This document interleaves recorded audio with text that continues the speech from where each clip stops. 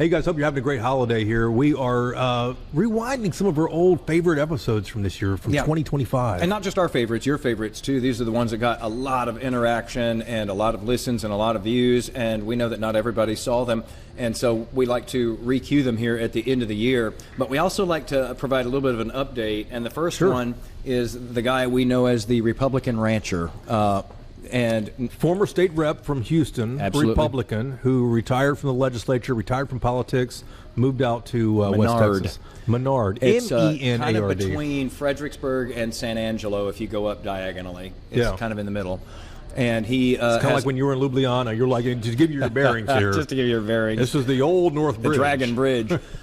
So he has all kinds of animals out there on his ranch land, but he also has some wind turbines. And again, he is a Republican, and he really has been taking on his own party, which has really turned against some of these renewables, in particular wind. And he's saying, no, bro, we need all the above. We need the all the above approach. I checked in with him a few days ago. He was on the podcast with us. He was very strong in his wording about, his party being wrong on this issue. He says he heard back from several of his quote-unquote friends. After the episode aired? Yep, in the political world, and they loved the podcast, which is interesting. He says he hasn't added any more renewables on his land since we last talked, but he would sure love to have some more, especially that solar and battery storage. Sure. He says his only other comment about this is that, the unfounded and misleading attacks on renewables still continues, with much of it, he says, coming from the federal government, and that so far, he says, we've managed to stop misguided efforts here at the state level. He was instrumental in that. He talked with a lot of folks in Austin this last session to see about getting some bills killed. But he says the renewable market in Texas is strong, and even if it's not getting subsidies anymore, it is going to continue to grow because he says this is the cheapest way to make electricity, and there will always be a demand for that. So he finished saying, I'm doing just fine because the wind still blows. We just keep saying, turn, baby, turn. And they're about to open up their beer garden out there in Menard, and he has invited us out for another edition of yall-itics on his turf. We should go in 2026. This is one of our favorite episodes from 2025. Take a look here. Everybody needs energy. Democrats need it. Republicans need it. We all need it. This should not be a partisan, especially my own party, going against private property rights or economic development for rural Texas. Where did all their votes come from? Rural Texas.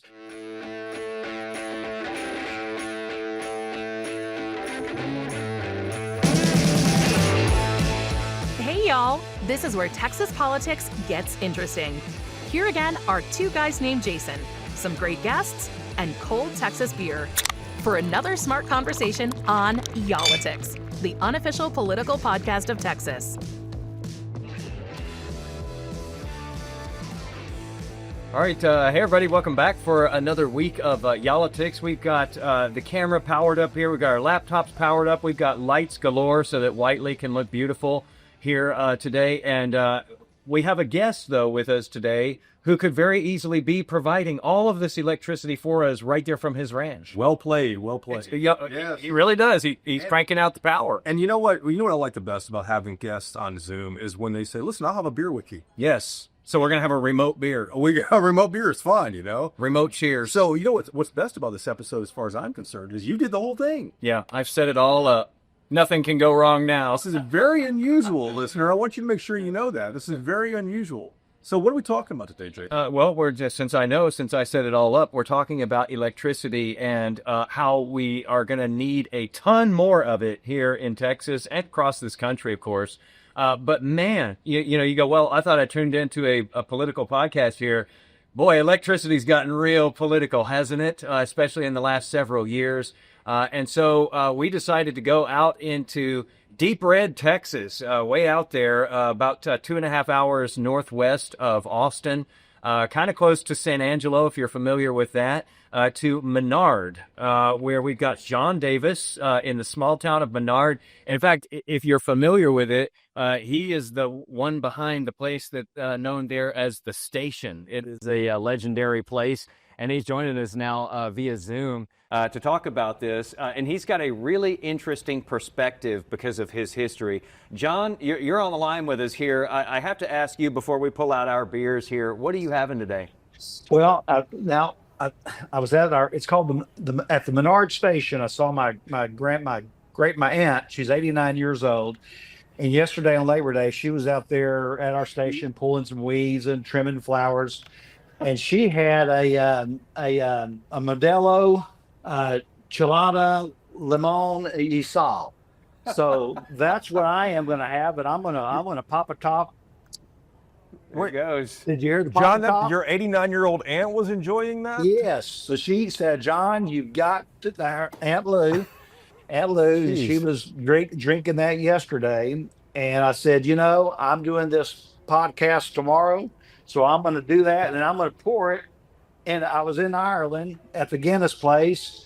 And I got my Guinness cup, so I'm gonna have the Irish covered and the Mexicans covered. So I had everything covered. I'm pouring it into my beer, my deal here. Well, yall-itics is worldwide, so you're kind of representing that for us right now with that international flair that you've got going. I love that your 89-year-old aunt is having a beer while she's out pulling weeds. Yeah, on Labor Day. On Labor Day weekend, she was pulling weeds, and she said, "This is the kind of beer."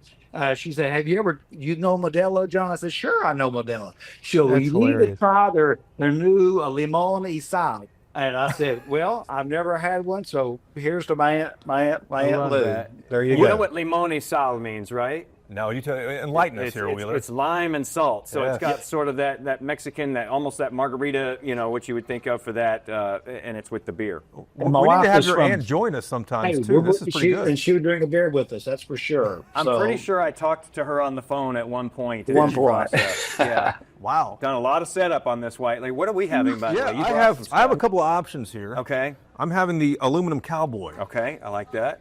Because we're discussing renewables and specifically aluminum wind turbines. Renewable. Okay, that's good. What else did you bring there? Well, I brought one for you because I didn't think you'd be prepared for this one. This is Sundance Sweet. Oh, okay. I'll try that. Because I brought 2 IPAs, and I don't really like IPAs, but it's what was in the fridge. He likes the fruity beer. This Modelo Limon y Sal, my first time to have it, it's pretty darn good. It is good. It's good. Have you had it before? Yes, I have. I'm wishing that's what was in my fridge today, but it was not. And the chilled cup, though, that really makes it right there, huh? The Guinness, I stole it from the Guinness factory there in Dublin, and I think everyone steals it. So I stole it and put it in my backpack, and I was out of there. That's hilarious. Were you at the bar there above St. James Gate? What's it called? That's the Sky right. Bar. It's like the third floor. But that's Sky right. Bar? You go there and have yourself a Guinness, and then so life is good over there. We're so worldly here today. There you go. So John, we'll dive in here because I kind of teased this a little bit because I think you have such a unique perspective on electricity generation here in Texas. If anybody has been paying attention to this, first of all, I think we all pay attention to our electric bills, and I keep hearing people talking about man, electricity's not cheap. It seems like it's gone up, and it has nationally. It's gone up for sure. But we've been having this debate here in Texas and nationally about, should we care about renewables? Should we still be, making those, incentives for renewables to go up, wind and solar and battery storage? And boy, this has turned into just such a hot political debate. And your party, the Republicans, are the ones who are not liking renewables at the federal level and down here at the state level as well. John, for all of you who don't know, was a state representative for Texas District 129, just south of Houston in the Friendswood. Lake City? Seabrook. Not quite to Lake City. NASA, that road, that area there. Sure. And you were a rep there for 16 years. Correct. And so you're well, steeped in politics and all this. So right out of the gates here, John, how did electricity become so political? Sure. Well, first of all, we need all the above. We need everything. We need not energy contraction. We need energy expansion, and for wherever we can get it. And that's why you talk about utility bills. That's why the utility bills have been very moderate, very balanced. I think in Texas, that if you didn't have that wind and solar power, that would really cause the bills to go up more so on Texans. It's just has saved billions of dollars. You talk to Joshua Rhodes at UT, he does all those studies, economic development, but it has been a great thing. At our ranch there in West Texas, I have 7 wind turbines, has been in there for about 6 years.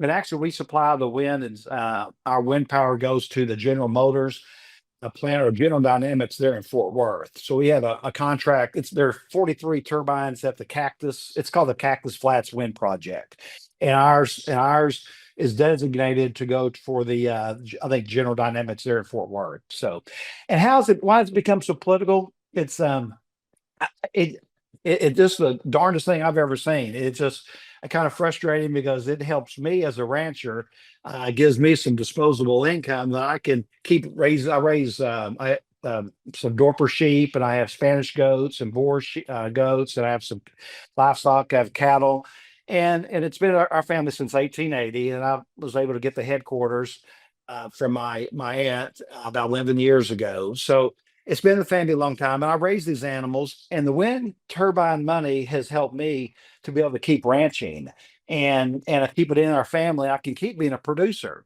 and but it's just become political because I think of the battle of I guess the natural gas, or all the fossil fuel folks don't want it. And I was in legislature in 2001 when we passed the legislation to allow for the renewable powers to be encouraged. And I think at that time we had like a goal of 10% that if we could get that for renewables.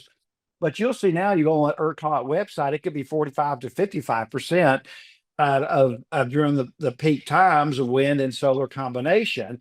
But the bedrock is natural gas. It's the foundation, and we get that, and that's great. But there's no reason why we can't work in harmony and work together. But the reason it's become so political, it goes back to I guess of power and wanting to control and to through the Republican Party itself. And I think it's because of, I'm gonna go back to the power players, like your Wilkes brothers and your Tim Duns and that group, a lot of natural gas, oil and gas, and they just want to demonize, and renewable power.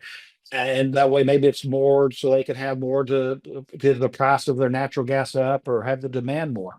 That's the only thing I can think of. It's just because it makes no sense because all energy gets some government help. You got the oil depletion allowance has been there for over the 100 years. Everyone gets some kind of subsidies or support because it's a national defense, a national security issue, and it's important to have it. But it's become so political, and it's been really frustrating. That even my party, the Republicans, conservatives, private property rights, that we've turned that upside down on its head. And no, we don't want that, or you can't. And I've been out for 10 years now, and I've just been really disappointed in my party for not embracing all of the above, or renewables and wind and solar, and God gave it to us, and let's use it. And we've used windmills ranching for years to bring water out of the ground. How do we have to get water out of the ground to feed our livestock? Anyway, it's just been really frustrating to see my party so negative towards that, and it's the lowest cost producer. Once it's in place, it's there, and it's cheap to put in. It only takes like 2 years to put these plants in, and they don't use water. You don't have to have water in it, and it just makes a lot of sense. But just my party is it's just very, very frustrating. What can I say?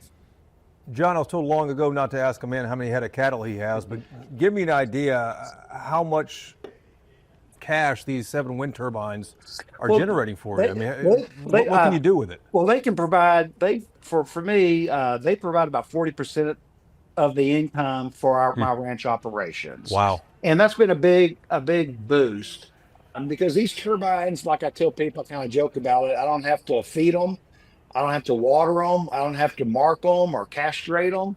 And I don't have to worry about the price of the market at the stockyard. It can be good. It can be bad. But it's been significant to where I get money from deer hunters. They come out and hunt on our property, or people recreational purposes. and then I get it from being a producer, going to the market and selling. But these wind turbines, it comes in every quarter, and that income just helps to where I can keep doing it. And my wife's not riding my ass about, hey, well, when are you going to sell the ranch so we can put the money in the bank and not worry about it, you know? And so now she gets some of that wind money, so she's not complaining anymore. So she's on board. To be clear though, if you didn't have this wind money, would it be difficult to keep the ranch going? It makes it harder. It makes it less interesting or desirable to keep being a producer. You know, Okay. Then you turn it over, you know, and then to more of your, and nothing wrong with going out and shooting hogs and getting in truck and recreation and driving four-wheelers on the ranch. But we produce, you know, have Angora goats as well, which produces mohair, Rambouillet sheep, which gives you wool. Then you have the food for the dorpers and the cabrito. And I raise Wagyu, I have a small herd of Wagyu cattle. I raise Wow. Wagyu beef. And, you know, nice, good steak. And it makes it where you can do these things. Why didn't So we go it's there and do the podcast there Come on. together? I don't know why we're doing this remote. Way to set it up, man. Yeah. I told Come you, on. nothing can go wrong. You can set it up at the Menard station next time, and we'll have a Wagyu ribeye. And Yeah, it's because pretty- y'all are going to be brewing your own beer out there too, aren't you? We're going to have part of, back to what you were saying, the extra income, a little disposable income is allowing me to reinvest back into Menard, into the town of Menard. And I've created the Menard station. It's an old Exxon gas station. It had 3,000 gallon tanks and then an old oil tank. We removed those and I've converted it. It's 2 acres on the main highway. And we have the farmers market meets there, and we have it's become a pollinator center, a monarch center. I have a Angora, Spanish goat, Rambouillet, and it's to educate people on sheep and goats, because that was so much of a part of that part of West Texas is wool and mohair. And I have some ducks, Spanish as ducks and chickens, and I have peacocks. Whole And- menagerie out there. Oh, yeah, Jeez. it really do. It's really become a big. I'm like Don Quixote, not very smart. You know, I have all these dreams and visions, and like those wind turbines. You know, I love it. But it's been a lot of fun that I can get. But again, the extra income that allows me to reinvest back to the Menard, just a dying town. It is, and even though you have 10,000 cars pass through every day, they don't stop. So we have this, and then the next phase is I'm about to have a beer garden there. Nice. A tour, a beer garden, and then also like a garden center where you can start selling plants. So We're gonna have to. We're coming out there for a follow up one of these days, John. You got to do it. So, You got to do so it. let me ask you this. So this has helped you to have that disposable income, reinvest back into that rural community that, as you said, has been dying. You know other ranchers, though. You rub elbows with a lot of folks out that way. There've got to be others who have turbines on their properties as well, who this is really helping them to keep the ranch. Like It does. Without it, they wouldn't be able to keep the ranch. That's true. There were 7 landowners that were part of our Cactus Flats project. Absolutely, it helps. It makes you're a lot smarter rancher if you got let's say an oil rig on there or a pump jack, and you've got all that. You know, we didn't strike oil, but we struck wind. So we're gonna let us have some, and it makes it to where we can be a lot smarter ranchers when whenever you can have that extra income. But it does help. There's kind of a saying that I've read in some of these agriculture places is that it says behind every successful rancher is a wife with a job in town. You know, so it's a money losing proposition. It is. It's very difficult to make it. I mean, that's why you need to have your wife in a job, or again, have that extra income makes it what we enjoy doing, but it's just tough. So anything Let else? me ask you this. Yeah, absolutely, John. If the federal government ends the tax credits in support for renewable energy, like your project out there, what happens next? Do you think the private industry will come in and take over, or does the entire industry stall, the renewable industry stall? I think it stalls, but I think if the federal government's going to do that, if they're going to be picking winners and losers, then I think you need to take away subsidies or incentives for one industry. Will take away for everybody. You know, let's do away with the oil depletion allowance, or let's do away with this, or let's keep it a level playing field. and that will make it more. But will it go? Yeah. I don't know, and I can't predict that. But for us, we have like a 25-year contract with us, and it makes it where we can do that. But it this encourages further development. The uncertainty in this world for long-term projects is not good. And when we have administrations that yin and a yang and a back and a forth, it creates uncertainty. But that again goes back to our national security, because then you're threatening energy. Everybody needs energy. Democrats need it, Republicans need it. I mean, we all need it. This should not be a partisan, especially my own party, going against private property rights or economic development for rural Texas. Where did all their votes come from? Rural Texas, and then they're attacking a lot of rural Texas because this allows us to be ranching. And I get it. Rural Texas, they know the conservatives. As a conservative, they've got us because of all the social policies, social issues. But my gosh, give us something, support us for some economic development. A lot of it's the data centers you're seeing over like in Abilene, West Texas, AI, Bitcoins. Abilene has that at their Abilene's been Christian has been very progressive on that with their Abilene, with their nuclear type development. Then they have a data center that's going in. I think it's Lacian Clean Energy or something. They're in Abilene because data centers take a lot of power, and that's where maybe rural Texas has a little edge because we have a lot of land, a lot of wind, a lot of sun. So maybe that can couple it together with the renewable powers and your data centers and your artificial intelligence, Bitcoins. Those you'll see what they're doing in Abilene. I think it's a pretty cool linkage, which could be a model for the rest. That's right, diversified. Give us something, man. Raising sheep and goats and cows.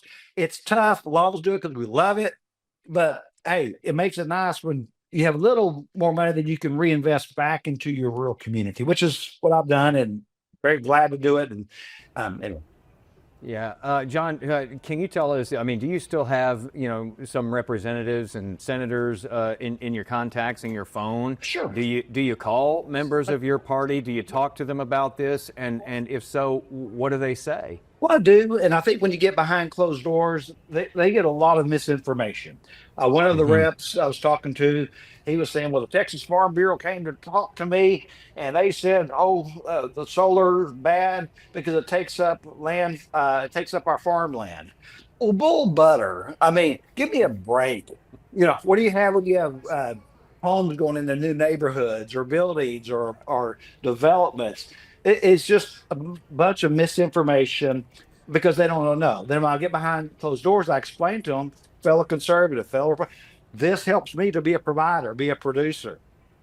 And then also I'm on the board. Have you changed any minds though, John? Yeah, we have. There were a lot of legislation that was very aggressive against us. But I think during the legislative session, we were on defense, and we pretty much just pushed them away. I mean, they did all that bad stuff on setbacks, and then they wanted, I think Lois Code Force to try to get Texas Parks and Wildlife to regulate us. Like we have to get their approval, or we have to get our neighbors' approval that we can do it. Well, do you have to do the neighbors' approval to put in an oil rig? No. It's just very aggressive against private property rights for my conservatives. They turn it upside down when it does now. They remind me of Democrats in California, but their behavior and where they're acting. But yeah, I've testified against some of the bills that some of my Lois Coforce had some bills that I testified against that, and I've served with her for 16 years, and just very frustrated.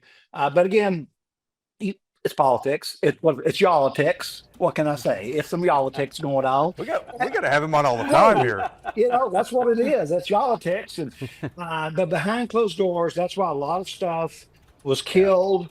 There's a lot of ways the system was set up to kill bills. Yeah. It's set up that way. It helps for you to be an insider in that too, and to know that, and know and you know how to work it. Work your calendars. You work your others. Your committees. Be out of the committee chair of economic and small business development for 4 years under Strauss, and then under Craddock, I headed up health and human services on mental health and stuff. But anyway, you know how to work it, and it's designed to kill bills, and that's a good thing. It's less government. It's our understanding. We want less government in Texas and less government, less bills, less regulation. And we were able to fend it off these last two sessions, but they keep coming at us. And I just don't get it. And it goes back, I think, to your Wilkes brothers and your Tim Dunn, a lot of oil and gas, and they're just trying to be well, they are they are kingmakers. I'm not trying to be, they are kingmakers. And they're doing the same thing of working behind the scenes, putting money in these races and unseating people. And it just because they want people that we acquiesce to whatever they say. And I just I just never could get along with that.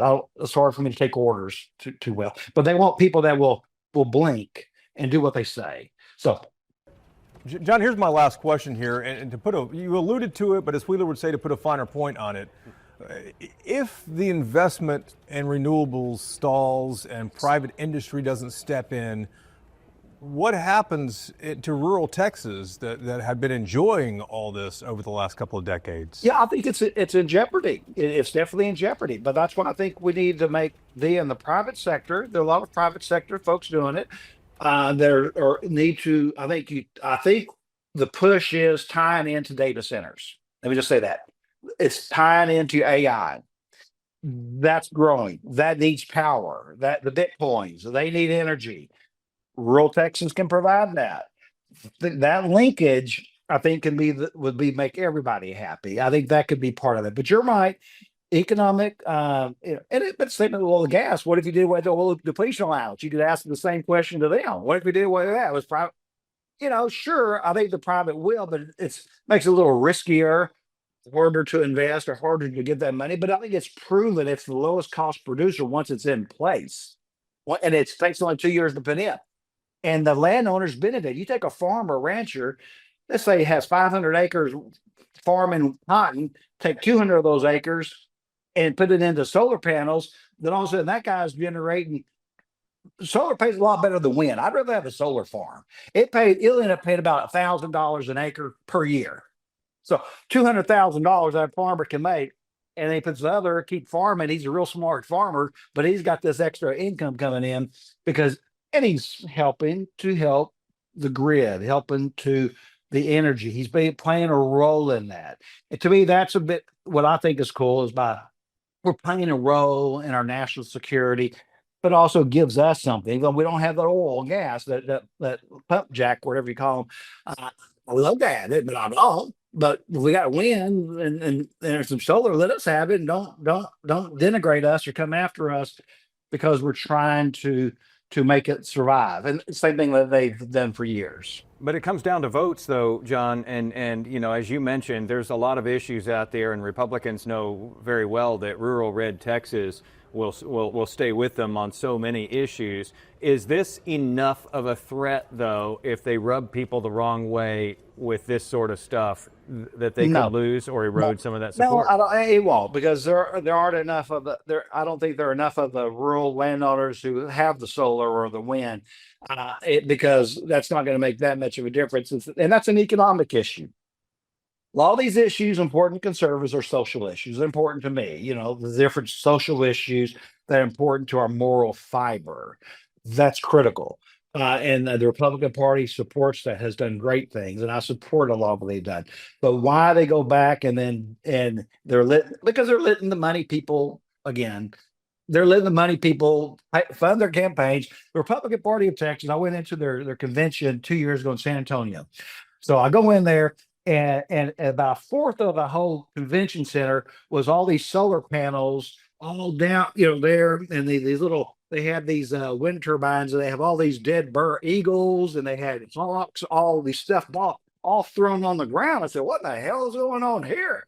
And it was the Wilk brother. They're funding these groups to show, this is what wind does and solar does. It kills the birds, and the soil, the panels, it contaminates the ground when the misinformation. Do you find any dead birds out there, John, ever? I'll be honest with you. I got 7 turbines. I've had it for 6 years going. I hadn't found one dead buzzard. I haven't found a dead bird in years. And you say that the livestock actually like In the the shade. turbines, especially on the hot, sunny days. They will go down. You'll look at them. They'll have these turbines maybe 20 foot wide, the base, and they'll be in the shade. You'll see a line on them, and they'll be lined up. Well, talk about misinformation. I told my mom, she's 88 in Menard, that I was going to be somebody. I was going to be on a politics with these powerful guys. And I'll talk about wind turbines, and my mom's far right, far conservative. She probably wouldn't vote for me. But she said, "Well, John, I just heard that one of those wind turbines fell off, and it was in the news, fell off and killed somebody in the car on the highway. Blade spin off and." I said, "What? No, it was in the news." And I said, "Well, where are you getting your it?" She gets the news source from selected groups. They throw out stuff. Where was this, Mom? This was just last week. Well, it was somewhere up north. I said, "Well, can you show me where it was?" I always try to help her, but it's misinformation. You have to fight the lies, the deception, and that's my party doing it. That's these little minions, these little groups, I call them like little cockroaches running around, and they're just spread this. And it's not based on facts. And that's what's disappointing. But anyway, I understand it's politics. I'm not going to get too worked up at it. I get frustrated. And I've testified at the committees during session. I'll go up there and testify in support of renewable power, and private property rights. And just don't attack us. Just give us something, give us something for those of us that didn't strike oil. Yeah. Well, John, thank you for doing this with us. This has really been an interesting, great perspective, I think, on this issue. And before I let you go, if I closed my eyes during this, and I'm sure you've been told this before, I can hear George W. Bush. You sound just like him to me. Don't you think? The accent, the voice. He has the accent, but you know what I didn't know is bull butter. I'd never heard of bull Never butter. heard that. I'm using that. Yeah. I can definitely use that with my... Hey, y'all got to come to the ranch. In all seriousness, when I had my beer garden open, and we'll have these German women serving us some beers. We'll do a podcast from there, and you go whenever it may be. This maybe next year, or we'll shoot for doing something like that. How's that sound? Absolutely, dude. That sounds incredible. We'll be there, man. We will take you up on that. You won't be able to get rid of us, John. Hey, we just kind of like a former politician. You give them the mic, man. Well, somebody will listen to us. So hey, here we go. You won't get the mic back. I'll give it back. I feel like I'm living back in my glory days. John, thank you so much for doing this, man. We really appreciate it. And tell your aunt and your mom hello. I will. Thank you, guys. You have a good one. See you next year out there. Next year. It's a date. I think you had a good question asking if... You've never said that before on this podcast. We've done this for 6 years. You've never said I've had a good question. This is the first time in 6 years Right, you had a hold good on. question. Let me take But this in. you had a good question. It's one we've talked about here, and that is if these subsidies continue, is this going to affect the voters out there in Red Texas? Mm-hmm. And he said, no, there aren't enough landowners who have turbines and solar farms. Not enough of an issue. On their property here. But he did make a good point. Everyone does need energy, Democrats and Republicans. I don't see this getting better. No. For John and for folks like him out there. The tide has turned, especially under the Trump administration, and Texas has gone very much right along with that. Even though, man, we were like pouring fertilizer on this industry for the longest time and wanting to be the leaders and saying we are the leaders. And it wasn't Democrats in charge at that time. It was full Republican control of this government in Texas, pushing as fast forward as they could on wind and solar. We lead the country in wind production. We are supposed to this year, I think, overtake California for commercial solar production. Yeah. And then the battery plants are going in everywhere out there as well to store the power until the times when it's most critically needed, so that we don't get into these tight situations where electricity just spikes and goes through the roof as far as costs go. So that's the politics and the color of this, but the science behind it and the market behind it is something you've been keeping an eye on. Yeah, and we've wanted to talk about, what is this going to mean for us if this puts a real chill on the industry here? Because again, they've said for years that wind and solar and battery power is what keeps our electric prices here from just going absolutely nuts. So we're going to pay more electricity? Well, that's what we're going to find out now from Doug Lewin, who's been on the podcast with us before. He does the Texas Energy and Power newsletter. He's the host of Energy Capital podcast, and he's the president of Stoic Energy. This guy's got a lot going on. He's never had us on his podcast. podcast before. He hasn't. We've had him on multiple times, but that's okay. We've got our own. It's reciprocal here with the He's song. busy. He only has experts on lately. Clearly. And we're not experts. But yeah, let's bring Doug into the conversation here because, you know, it's worth knowing, like, what does this mean for the rest of us? How is this going to shake out, especially if, you know, the chill really gets put on wind and solar? So, Doug, thanks a lot, as always, for being with us here today. You're one of these great minds who just has all of this expertise and this information about renewables here in Texas. And so we always turn to you, of course, when we have something on this. And boy, a lot's been going on with this. So thanks for being here. And I wanted to just set the stage here by saying that Texas leads the country. You know, we talked about this in wind production. Do we lead in solar now as well, commercial solar? I know we were supposed to maybe hit that this year. Yeah, I know it's confusing because sometimes you hear we're leading and sometimes you hear California's leading. Both are true. We're leading on utility scale solar. We passed California well over a year ago and are way past them now, like 25, 30% more utility scale solar. In total solar, they're beating us because they have a lot more rooftop solar. Okay. And they're beating us by a lot. It's a large margin because they've got like 20,000 megawatts and we've got maybe 3,000 or 4,000 of rooftop. But So, we've done these yeah. enormous projects, though, and, Yes. and that was supposed to only grow this year. They were expecting a lot more wind to come online here in Texas this year. And solar, they were looking at least the federal government was projecting 11.6 gigawatts of solar, additional solar going in Texas this year. And if you look conservatively, Doug, 1 gigawatt is supposed to be able to power, and this is conservative, 750,000 homes or so. Is that right? I mean, I know it gets a little bit gray area there.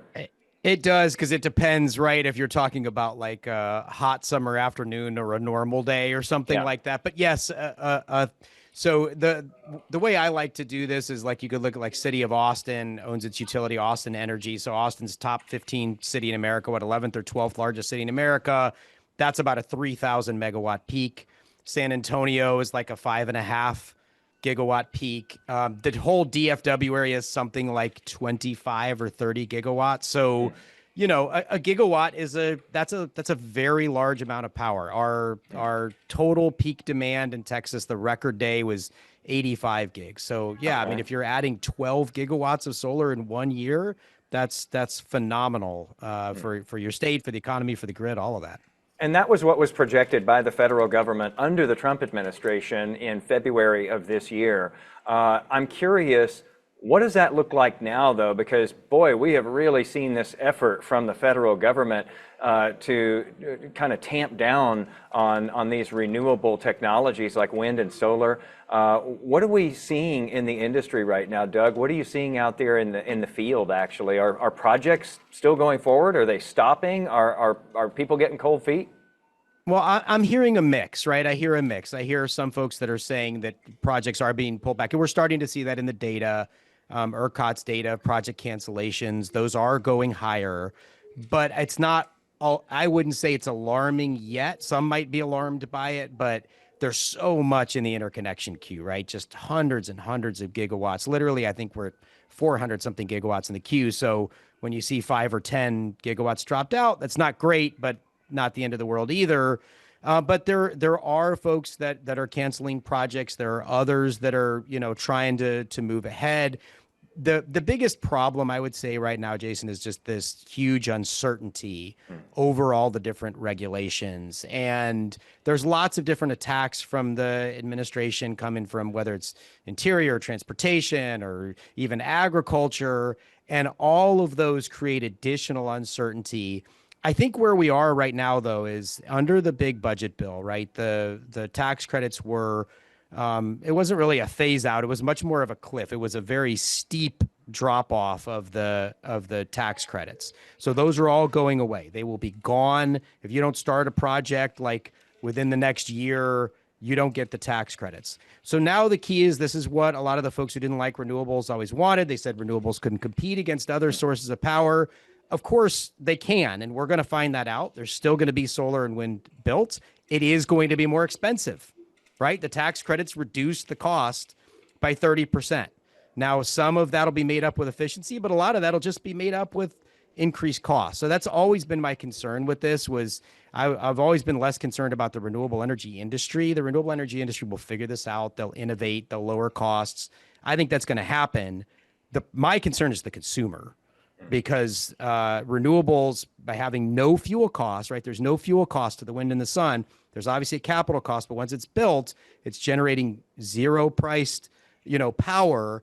You remove a lot of that, you raise the cost of it. That's all going to flow through to consumers, and prices are already high. People are already struggling to pay their bills. So I'm much more concerned about that than I am the developers. Those are some good points there, Doug, because, we talk about zero cost energy, and as you mentioned, getting sunlight and getting wind doesn't cost you anything for that fuel, as opposed to gas. We need natural gas here in Texas too, because that is a huge producer of power, but that natural gas is going to cost you money in addition to the equipment that makes that power.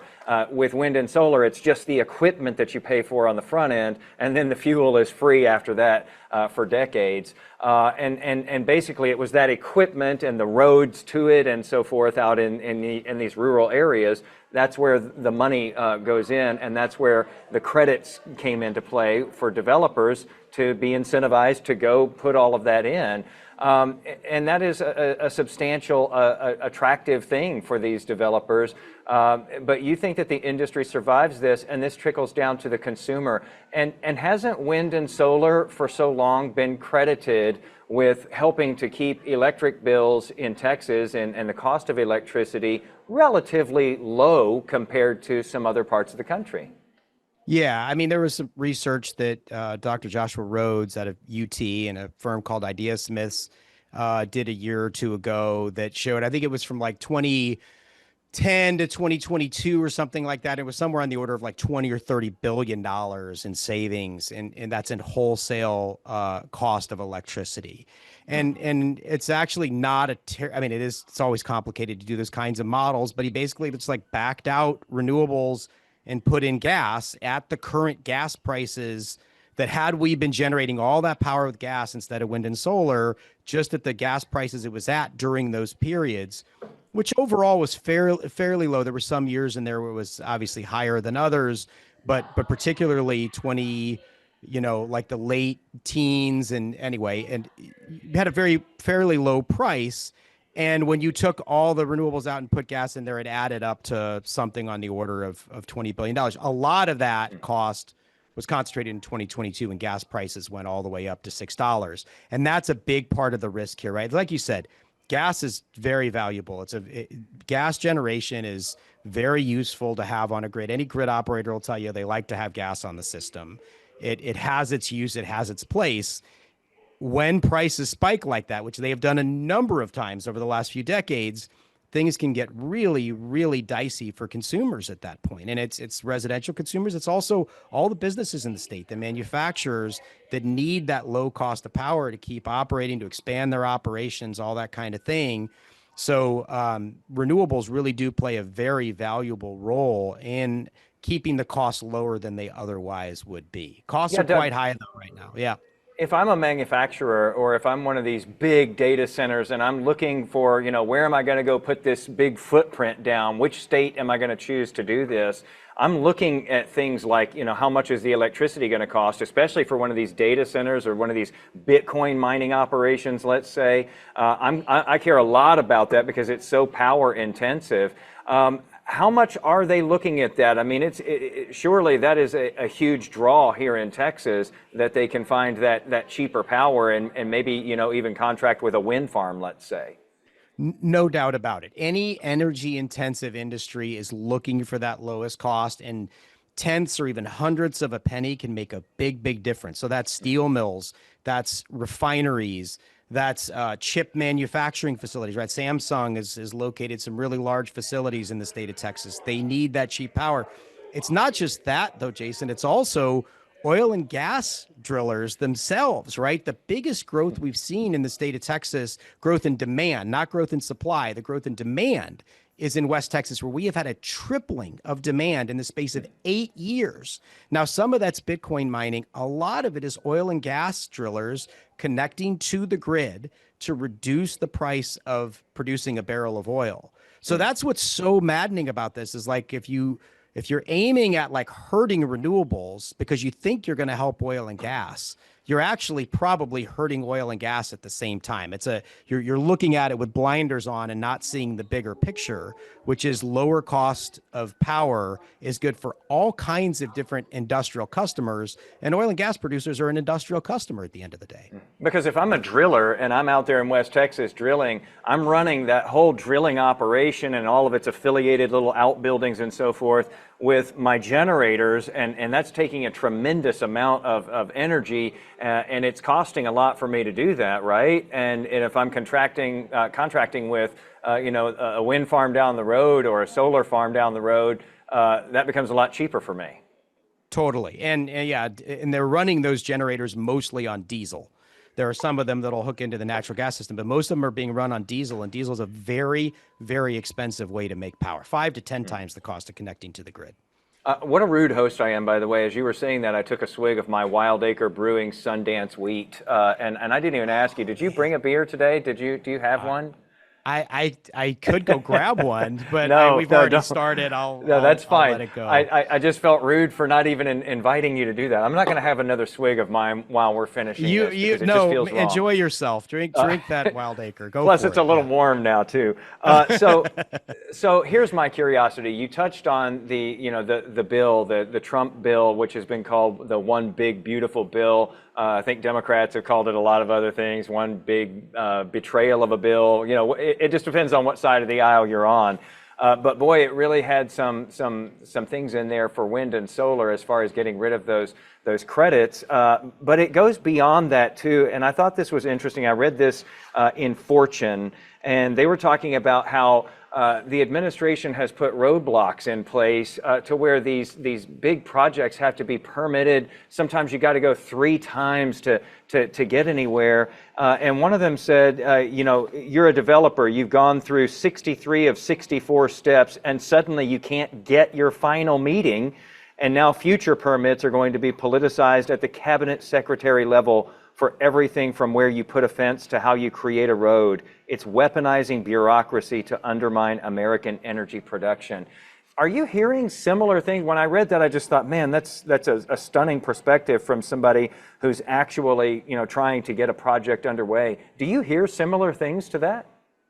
Yeah. There's a lot of that going on right now. There's a lot of just obstruction and delay. It's really like big government bureaucracy run amok. And it's weird because the rhetoric of the administration is we're going to remove barriers, we're going to unleash American energy, cut bureaucratic red tape. If you look at their AI action plan, which I read, and I actually think most of it is pretty good. I thought the energy section was pretty weak because most of how you're going to power AI data centers is going to be what's powering everything else these days. 90% of new power sources added are wind, solar, and storage, and they just sort of like left that part blank. There's really not many details in there. But in that AI action plan, there's several points where they say cut bureaucratic red tape. Well, look, if you talk to AI data center developers, what they're going to tell you is that, yes, they're going to have gas. Absolutely. They're also going to have wind and solar and batteries. They're going to power it with anything they get their hands on. And unfortunately, the administration's making it a lot more difficult. So I think they've got to choose whether they want to be, big government obstructionists with lots of red tape and bureaucracy, or whether they want to be conservatives that are streamlining government operations so that people can do business. But so far, unfortunately, it's the former, not the latter. John, we just got done talking to this rancher here, and basically he says that these wind turbines have really helped him out. They've kept that stable cash flow coming in, and he needs that to keep on happening. And he's frustrated with his own party. He's a Republican, and he knows others who feel the same way, but not enough to make a dent in what you see as ruby red, especially West Texas. As you go out that way, every election you see that's just a sea of red for all of those counties out that way. But it's not just ranchers here. I mean, there are so many people in this industry, tens of thousands of them, who are working on installing and maintaining these wind and solar farms as well, aren't there? There's somewhere around 50, 60,000 Texans that are working within wind, solar, and storage. There's a higher percentage of veterans in that workforce than in most other industries. It's roughly 10%. So we've got 5,000 or 6,000 veterans in the state of Texas. Been a great podcast called, I think it's called Vanguard or Project Vanguard or something like that I've been listening to. It's like veterans in clean energy telling their stories. It just really feels like, an own goal, right? Like we're just shooting the puck into our own net here, because this is economic development for rural areas.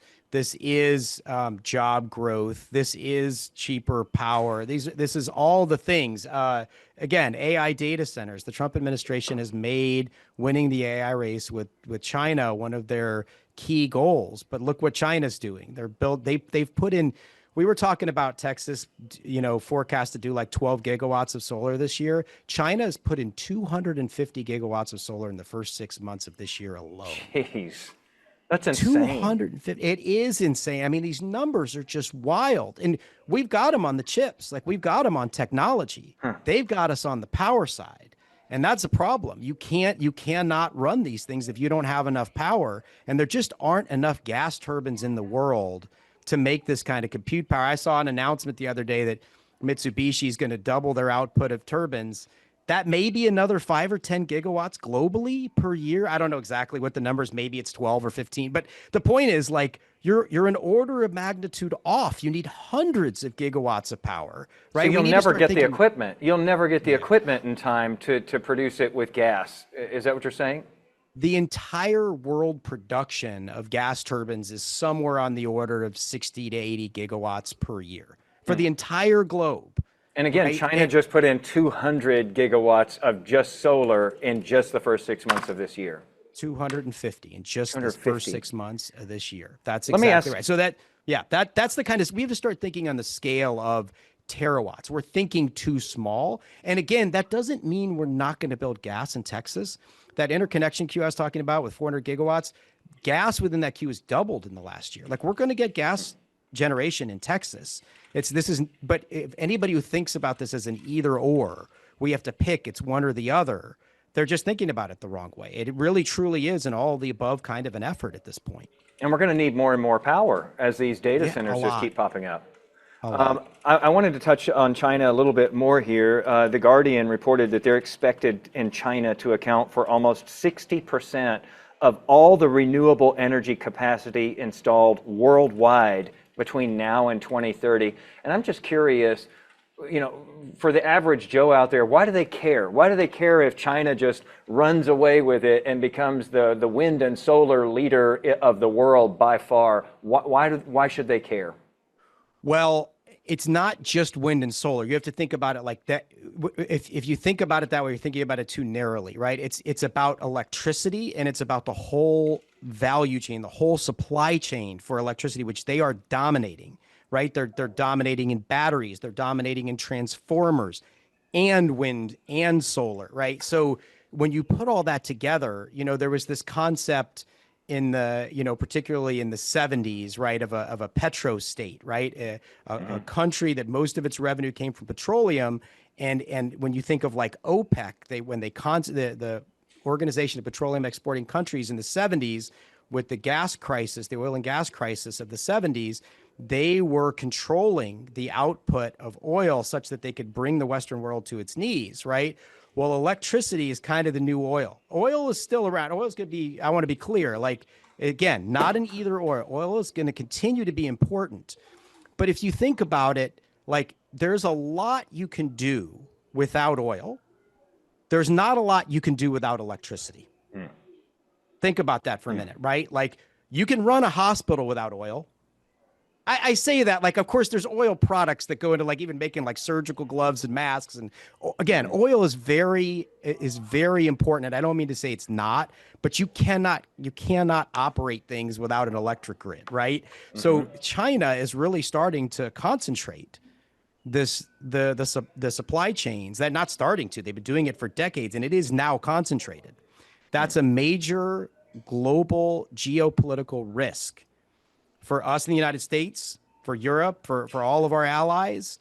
And hopefully, hopefully, right, if you're being optimistic, China and the United States work together for decades to come and make each other richer and stronger. But that's not always the way things go, right? And you want to have your own supply chain. You want to be independent and strong on your own. That's your best kind of position with a trading partner, is not being vulnerable. We're vulnerable. And we need to be building out solar supply chains, battery supply chains, transformers, all of that. We cannot allow China to just dominate that. It's not just the power they would have over us, it's the power they have with the rest of the world. And they're exercising that power, right? Well, They are, yeah. And I was going to say, in chip manufacturing and data centers and quantum computing, all of these Correct. big industries, AI, all of that is so electricity intensive.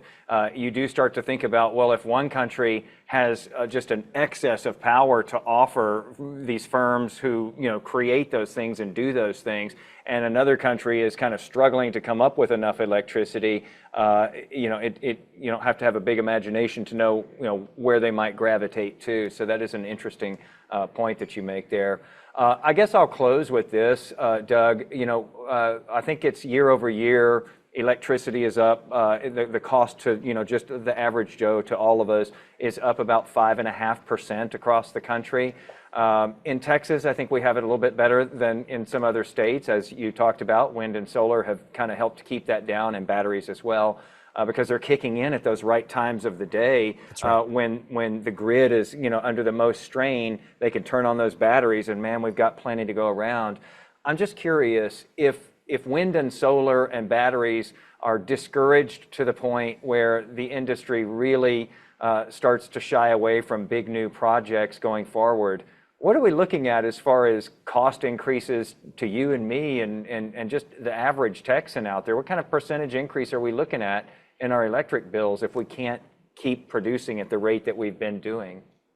Yeah, there's a bunch of different models out there that show roughly a very similar story, anywhere from like 10 to 25% increases over the next 3 to 5 years, and that kind of range. And that was just from the removal of the tax credits, not from the further obstruction that we're seeing from interior and transportation, et cetera.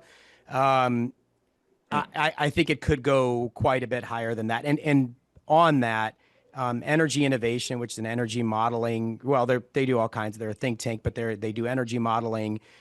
They showed a 20% increase for residential customers, but a 54% increase for large commercial and industrial customers, because those are the folks that are directly, contracting, as you were talking about earlier, right, with wind and solar through power purchase agreements. And as those costs go up, their costs go up even more. So 20% residential, 50% commercial, and that's without all that other obstruction factored in. So you could see it going much higher than that. I think most people hearing that their electric bill is going to go up 20%, that may have made some ears perk up out there, and some of those businesses hearing 50%. I mean, imagine your electric bill going up by half or more. Yeah, and it's just unnecessary. And that's, to be clear, that's 20 or 50% compared to what it would be without taking away those tax rates. That's not the total increase, right? That's just that part of it. That's just the incremental difference from taking away the tax credits. The cost of transformers, the cost of so many different things are going up. And we need to be building out our grid more. We need a more resilient and reliable grid. We've seen that with like Hurricane Beryl in Houston, and we need investment in the grid. So the costs are going up. This is just something that's basically like discretionary. The administration and Congress have just decided we're just going to turn up costs even more. And it's unfortunate. It's unnecessary. And again, there's the bottom line impact to the consumer, and there's all these knock-on effects too of like our overall competitiveness. I just hope that cooler heads prevail here, and that the administration backs off some of this, because there's a lot they're supporting, frankly, that I think is really good. They're putting a big focus on nuclear. That's great. Like they're increasing the focus on geothermal, right? There's a lot of things we could do to bring new power sources in. And again, we're going to see an increase in gas. It just won't be able to keep up. It'll be a small part of the overall need. And nuclear and geothermal just aren't going to come fast enough. So you need that wind, solar, and batteries to at a minimum fill that gap in the next 3 to 5 years. I'm really interested to see how this plays out going forward, especially here in As am I. Texas, which is the energy capital of the world, they say. I mean, you know, you got oil, you got gas, you got wind and solar in huge ways here, as well as battery storage.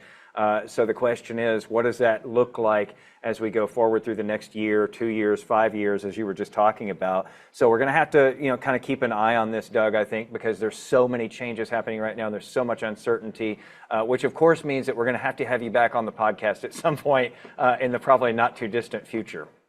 Anytime. Remind me to have a beer next time. How did I? It's in the afternoon. I had a beer when you had me on in the morning. I didn't drink it, but I at least had it here. I know. I'm disappointed in myself, Jason. I'll remember. We've got to next have time. you. We've got to have you back, if nothing else, just for that right there. There you and go. you know, Whiteley was wondering earlier, hey, how come we've never been on Doug's podcast? If you haven't listened to Doug's podcast, it's the Energy Capital podcast. I told him he probably hasn't done that because he only has experts on. But you know, if you ever need non-experts, we're here and happy to contribute.